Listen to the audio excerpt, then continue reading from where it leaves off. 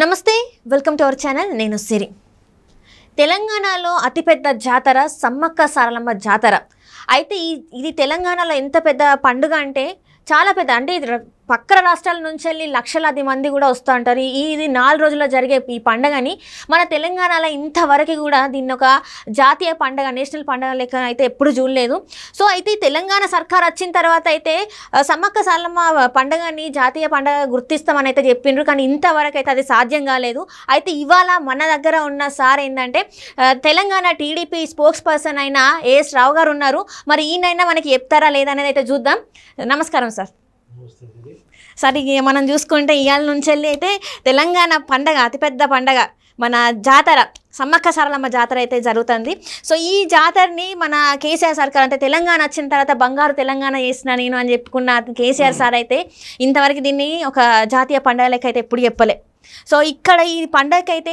దేశ నలుమూల నుంచి ఎక్కడెక్కడ నుంచి లక్షలాది మంది జనాలు భక్తులు అయితే తండోపతండాలుగా వస్తారు 2 రోజుల సెలవు 4 రోజుల సెలవు ఇస్తాను కూడా ప్రకటించిన సర్కార్ అయితే ఇంతవరకు అది అమలు చేసినట్టయితే నాకు ఎక్కడ కనబడతలేదు సో దీని మీద మీ అభిప్రాయం ఏంది సార్ సమ్మక్క సారక్క జాతర మేడారం జాతర అనేది దశాబ్దాల నుంచి ఒక నేషనల్ ఫెస్టివల్గా గుర్తింపు ఇవ్వాలని చెప్పేసి దశాబ్దాల కాలంగా పార్లమెంట్లో కూడా అసెంబ్లీలో కూడా అనేక మార్లు ఈ యొక్క ప్రస్తావన వచ్చినప్పుడు కూడా ఉమ్మడి రాష్ట్రంగా ఉన్నప్పుడు అప్పుడు తెలంగాణ తెలుగుదేశం ప్రభుత్వం ఉన్నప్పుడు కూడా ఈ ప్రస్తావన వచ్చినప్పుడు ఏమైందంటే అనేకమైనటువంటి జాతరలు ఇలా ఉన్నాయి అక్కడ రొట్టెల పండుగ అని చెప్పేసి ఇంకో సారలమ్మ ఇంకో వేరే జాతర ఉంటుంది తిరుపతి దగ్గర నెల్లూరులో అనేకమైనటువంటి ట్రైబల్ ఫెస్టివల్స్ ఉంటాయి వాళ్ళందరూ కూడా అక్కడ ఉన్నటువంటి స్థానిక ప్రజాప్రతినిధులు కూడా సపరేట్ గా డిమాండ్లు వచ్చే పరిస్థితి అక్కడ వచ్చింది సో అప్పుడు ఆ పరిస్థితుల్లో అనుకూలంగా లేవు కాబట్టి సమ్మక్క సారక్క యొక్క జాతరకు నేషనల్ స్టేటస్ ఇప్పించడంలో అప్పుడు ఆ ప్రభుత్వాలు కొంచెం వెనుకబడ్డాయి ఆ తర్వాత తెలంగాణ ఉద్యమ సమయంలో తెలంగాణ ప్రభుత్వం ఏర్పాటయ్యే తరుణంలో ఈ యొక్క కేసీఆర్ ఏమన్నాడంటే చావు నోట్లో నేను కాలు పెట్టినా ఏలు పెట్టినా అన్ని పెట్టినా అని చెప్పేసి వచ్చింది కదా తెలంగాణకు సంబంధించినటువంటి ప్రతి అంశాన్ని కూడా తన భుజాల మీద వేసుకొని ప్రతి ఒక్కరు నేను నెరవేరుస్తా అని చెప్పేసి అది చేతిలో ఆకాశం చూపించింది తెలంగాణ ప్రజలందరికీ అది అందరు చూసింది ఏ విధంగా అయితే తెలంగాణ ప్రజల్ని ఈ యొక్క సమ్మక్క సారక్క జాతరకు నేషనల్ స్టేటస్ దొరకకపోవడం జాతీయ ఫెస్టివల్గా గుర్తింపు రాకపోవడం కారణం కేవలం కేసీఆర్ ఎందుకంటే 10 సంవత్సరాలు ఇప్పుడు తెలంగాణ విభజన జరిగిన తర్వాత తెలంగాణ ఫామ్ అయిన తర్వాత కేవలం ఒకటే జాతర ఉంది ఇంత గ్రాండ్ గా జరిగేది బహుశా ఏషియాలోనే ఇది ఒక పెద్ద జాతర మన కుంభమేళ తర్వాత ఒక పెద్ద జాతర సో ఏషియాలో అతి పెద్ద జాతర దాదాపు 14 లక్షల మంది అక్కడ వచ్చి దర్శనం చేసుకుంటారు ఆ జాతరకు అటెండ్ అవుతుంది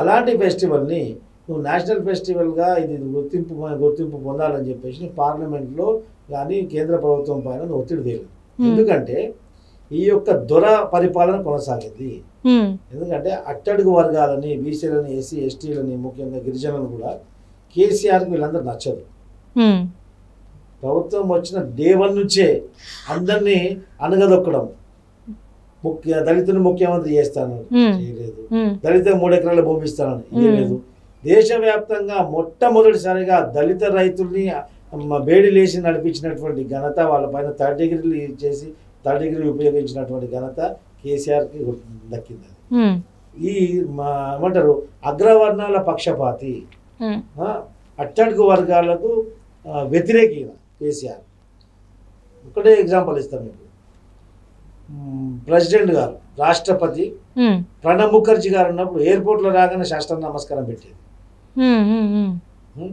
ఎందుకంటే ఆయన అయ్యగారు కాబట్టి ఆ తర్వాత రామ్నాథ్ కోవింద్ గారు వచ్చారు ఏ రోజైనా రామ్నాథ్ కోవింద్ గారికి వంగి నమస్కారం చేశారా నువ్వు కాలు మొక్కకరా పోయి వంగి నమస్కారం చేశాడా చేయలేదు అభివాదం కూడా చేయలేదు ఈరోజు ద్రౌపది ముర్ము ఆవిడ ఒక ట్రైబల్ సామాజిక వర్గానికి చెందినటువంటి వ్యక్తి ఆమెను ఏ విధంగా రిసీవ్ చేసుకుంటారు అంటే ప్రణబ్ ముఖర్జీని ఏ విధంగా రిసీవ్ చేసుకుంటావో ఇప్పుడున్నటువంటి రాష్ట్రపతిని ఏ విధంగా రిసీవ్ చేసుకున్నావు, దీంట్లో నీకు అగ్రవర్ణాలకు అట్టడుగు వర్గాలకు ఉన్నటువంటి వ్యత్యాసం కేసీఆర్ తెలిసిపోయింది. అదే విధంగా చూడండి మొన్నటి వరకు ఉన్నటువంటి గవర్నర్ తమిళసై కూడా మస్తు అవమానం చేసిండాడ. ఎందుకంటే కనీస ప్రోటోకాల్ కి సంబంధించి కూడా ఆమెకి సెక్యూరిటీ ఇవ్వలేదు. ఆ టైంలో మనం గుర్తు చేసుకుంటే హెలికాప్టర్ కూడా సంవత్సరాలు తుగ్లక్ పరిపాలన జరిగింది. తుగ్లక్ పరిపాలన జరిగింది, ఏదేదో చేసిండు. బయటికి వెళ్ళగానే టోపీ పెట్టుకోవడం, ప్రజలు పిచ్చోడం చేయడం, మొత్తం పిచ్చోని చేతిలో రాయించినట్టు తెలంగాణను తీసుకుపోయి ఈ తాగుబోతుల చేతిలో పెట్టిన 10 సంవత్సరాలు. అందుకనే తెలంగాణకు సమ్మక్క సారక్క జాతరకు ఇప్పుడు జాతీయ స్టేటస్ రాలేదు. యునెస్కో గుర్తింపు తెస్తా అని చెప్పి ప్రలోభాలు పలికింది. కానీ యునెస్కో తర్వాత సంగతి, ఫస్ట్ జాతీయ ఫెస్టివల్గా దీనికి గుర్తింపు కావాలి. అదే కాకుండా ఇప్పుడు కూడా ఒకప్పుడు మేము అక్కడ సమ్మక్క సారక్కలో మెడికల్ క్యాంప్స్ చేసాం. సమ్మక్క సారక్కకు పోయి వచ్చిన వాళ్ళు తీవ్రమైనటువంటి అస్వస్థత, అలర్జీస్ కానివ్వండి, ఇంకోటి ఫుడ్ పాయిజన్స్ కానీ అలాంటి ప్రాబ్లమ్స్తో వచ్చేవారు, పోయి వచ్చిన వారు. అలాంటి జబ్బు బాధనే పడేవారు. ఎందుకంటే అక్కడ ఉన్నటువంటి మౌలిక సదుపాయాలు ప్రొవైడ్ చేయడంలోనే గవర్నమెంట్, ఈ ప్రభుత్వం విఫలమైంది. అక్కడ ఇప్పటికి కూడా 14,000 మంది వస్తున్నారు. అక్కడ సిఆర్పిఎఫ్ కానివ్వండి, పోలీస్ బలగాలు లేవు. స్కౌట్ అండ్ గైడ్స్ స్వచ్ఛందంగా వాళ్ళు వచ్చి, ఎన్సీసీ క్యాండిడేట్స్ వాళ్ళు వచ్చి అక్కడ వాలంటీర్గా పనిచేస్తున్నారు. ప్రభుత్వము ఈ యొక్క గిరిజన జాతరని నిర్లక్ష్యపరుస్తుంది ఉద్దేశపూర్వకంగా. ఇంతకుముందు కూడా ఇప్పుడు కూడా అంతగా చెప్పుకోదగ్గ మార్పులు జరగలేదు. బహుశా ఈ కొత్త ప్రభుత్వం కాబట్టి ముందైనా కొంచెం జాగ్రత్త పడతారని ఆలోచన. ఎందుకంటే ప్రతి 2 సంవత్సరాలకు వచ్చే ఈ యొక్క జాతరని రానున్న కాలంలో రాష్ట్ర ప్రభుత్వం ద్వారా కేంద్ర ప్రభుత్వం గుర్తింపు దొరకాలని చెప్పేసి ఒత్తిడి చేస్తూ ఒక పక్క రాష్ట్ర ప్రభుత్వం ద్వారా అక్కడ ఏర్పాటు చేయాల్సినటువంటి మౌలిక సదుపాయాలన్నీ కూడా రాష్ట్ర ప్రభుత్వం తమ బాధ్యతగా భావించి అక్కడ మౌలిక సదుపాయాలు ఏర్పాటు చేస్తే తెలంగాణ ప్రజలు హర్షిస్తారు.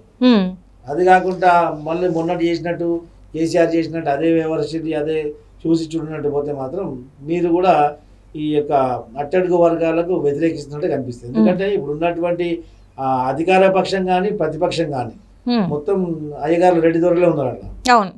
అట్టడుగు వర్గాలు, బీసీలు, ఎస్సీలు, ఎస్టీలు, గిరిజనులు అని ఖాళీ నామమాత్రానికి ఉన్నారు.